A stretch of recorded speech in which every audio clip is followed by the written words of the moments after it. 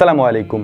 Light house Iceland অবস্থিত উপকূল থেকে প্রায় 30 কিলোমিটার দূরে একটি বিশাল পাথরের উপরে ছোট্ট একটি ঘর, তার পাশেই একটি লাইট। সমুদ্রের 30 কিলোমিটার ভিতরের এই লাইটটিকে পর্যবেক্ষণ করার জন্য একজন ব্যক্তিকে নিয়োগ দেওয়া হয় প্রতি 3 মাস পর পর। ওই ব্যক্তির কাজ হচ্ছে ওই লাইটটি যেন কখনোই বন্ধ না হয়ে যায় সেটা দেখাশোনা করা।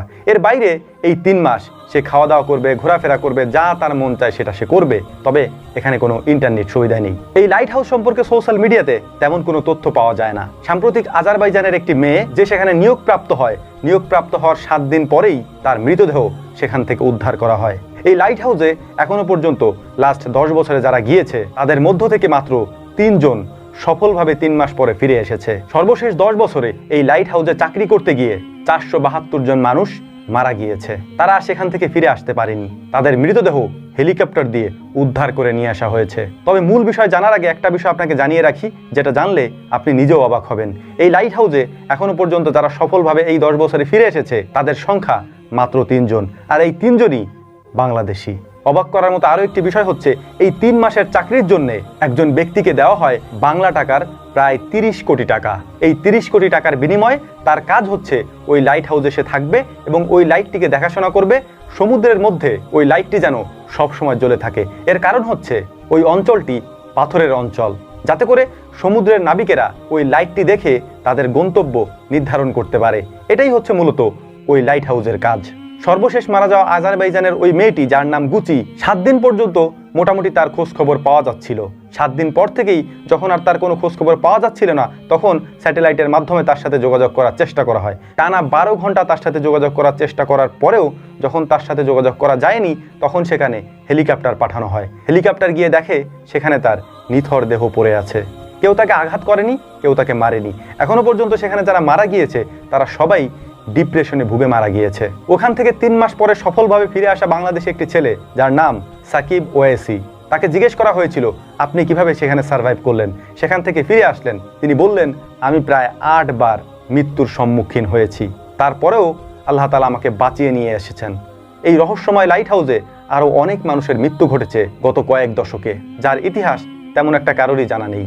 যে 3 জন বাংলাদেশের কথা উল্লেখ করা হয়েছে তাদের নাম আমরা অনেক খোঁজাখুঁজি করেছি, কিন্তু তাদের নাম ঠিকানা কোথাও আমরা খুঁজে পাইনি। তবে ধারণা করা হচ্ছে এই 3 জন বাংলাদেশি হয়তো অন্য কোনো দেশ থেকে তারা সেখানে আবেদন করেছিল। এখানে আবেদন করার একটা নিয়ম আছে, যদি কেউ সেখানে থাকতে চায় তাকে আবেদন করতে হয় আইসল্যান্ড সরকারের কাছে। প্রতি বছর শত শত আবেদন জমা পড়ে, সেখান থেকে বাছাই করে এক একজনকে 3 মাসের জন্য করে সেখানে পাঠানো হয়। যদি 3 মাস পরে সে ফিরে আসতে পারে তাহলে তাকে অফার করা হয় তুমি আর থাকবে কিনা। যদিও এখনো পর্যন্ত যারা ফিরে এসেছে তারা আর কেউই ওখানে থাকতে চায়নি। রহস্যময় এই জায়গাটিতে রহস্যের কোনো শেষ নেই। যদিও আমরা এ সম্পর্কে এই প্রথমেই ভিডিও তৈরি করছি, কন্টেন্ট তৈরি করছি, তবে এ বিষয়ে কন্টিনিউ আমরা ভিডিও তৈরি করতে থাকব। আমাদের কাছে যত তথ্য আসবে ওই তথ্য দিয়ে ভিডিও আমরা তৈরি করবো ইনশাআল্লাহ। সর্বশেষ মারা যাওয়া আজারবাইজানের ওই মেয়েটি, যার নাম গুচি, তার মরদেহটি আজারবাইজানে পৌঁছে দেওয়া হয়েছে। এরপরেই নতুন একজন ব্যক্তি সেখানে জয়েন করেছে, যার নাম মুকেশ কুমার। তার বাড়ি শ্রীলঙ্কাতে। তিনি অলরেডি ওই লাইট হাউসে চলেও গিয়েছেন। আমরা জানি না আগামী 3 মাস পরে সে সেখান থেকে ফিরে আসতে পারবেন কিনা। এই লাইট হাউসে একজন মানুষই থাকতে পারে, একজন মানুষই থাকার জায়গা এখানে আছে। যেহেতু এটা পাথরের উপর তৈরি করা, চাইলেও এখানে একাধিক লোক থাকার কোনো সুযোগ নেই। এবং এই লাইটটি জ্বলে থাকা অনেক বেশি জরুরি, যে কারণেই বাংলা টাকার প্রায় 30 কোটি টাকা বেতন দেওয়া হয় 3 মাসের জন্য সেখানে যারা চাকরি করবে। ওই একটি ঘরের মধ্যে ইন্টারনেট ব্যতীত সব কিছুই রয়েছে, কিন্তু তারপরেও কোনো মানুষ কেন রহস্যময়ভাবে সেখান থেকে বেঁচে ফিরতে পারে না, তার কোনো কুল কিনারা আমরাও এখন পর্যন্ত ঘাটাঘাটি করে করতে পারিনি। তবে ইনশাআল্লাহ আমরা চেষ্টা করছি সম্পূর্ণ তথ্যগুলি সংগ্রহ করার। যদিও তেমন একটা তথ্য উইকিপিডিয়া, গুগল, ইউটিউব কোথাও পাওয়া যাচ্ছে না। এখন হয়তো অনেকেই জিজ্ঞেস করবেন, তাহলে মারা যাওয়ার কারণটা কি?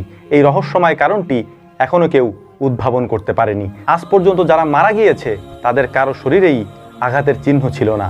ধারণা করা হচ্ছে এখানে যারা যায় তারা সবাই ডিপ্রেশনে ভুগে মারা যায়, অথবা অন্য কোনো রহস্যময় কারণে তাদের মৃত্যু হতে পারে। এখানে আরও একটি কারণ রয়েছে, আর সেটি হচ্ছে এটি যেহেতু সমুদ্রের প্রায় 30 কিলোমিটার ভেতরে, চাইলেই সেখান থেকে পালিয়েও আসা যাবে না। ছোট্ট একটি ঘরের মধ্যে তাকে থাকতে হবে প্রায় 3 মাস। সাগরের মাঝখানে যেহেতু এই ঘরটি, তাই স্বাভাবিকভাবেই সাগরের বড় বড় ঢেউগুলি এই পাথরের উপরে আছড়ে পড়ে। আমি আগেই বলছি এটি ছোট্ট একটি পাথর, তবে লম্বায় অনেক উঁচু, যে কারণেই একটি ঘরের বেশি সেখানে তৈরি করা যায় না, একজন মানুষের বেশি সেখানে থাকা যায় না। এখানে প্রতি বছর আবেদন করতে হয় চাকরির জন্য, যে সিলেক্ট হয় তাকেই পাঠানো হয় ওখানে। সমস্ত ক্রাইটেরিয়ায় তাকে পূরণ করতে হয়। ফর্মের মধ্যে সবকিছু লেখা থাকে, তার মারা যাওয়া, তার বেঁচে থাকা, সমস্ত কিছু। তার জন্যে আইসল্যান্ডের সরকার দায়ী থাকবে না, এ সমস্ত কিছু স্বাক্ষর করেই তাকে সেখানে যেতে হয়। আশা করি মূল ঘটনা বুঝতে পেরেছেন। আমরা চেষ্টা করছি এ সম্পর্কে পরিপূর্ণ তথ্য সংগ্রহ করার জন্য ইনশাআল্লাহ। আল্লাহ রাব্বুল আলামিন এগুলি আমাদেরকে বোঝার তৌফিক দান করুন। ওয়া মা তৌফিকি ইল্লা বিল্লাহ। নাসরুম মিনাল্লাহি ফাতহুন কারীব ওয়া আখিরু দাওয়ানা আনিল হামদুলিল্লাহি রাব্বিল আলামিন। আসসালামু আলাইকুম ওয়া রাহমাতুল্লাহি তাআলা ওয়া বারাকাতুহু।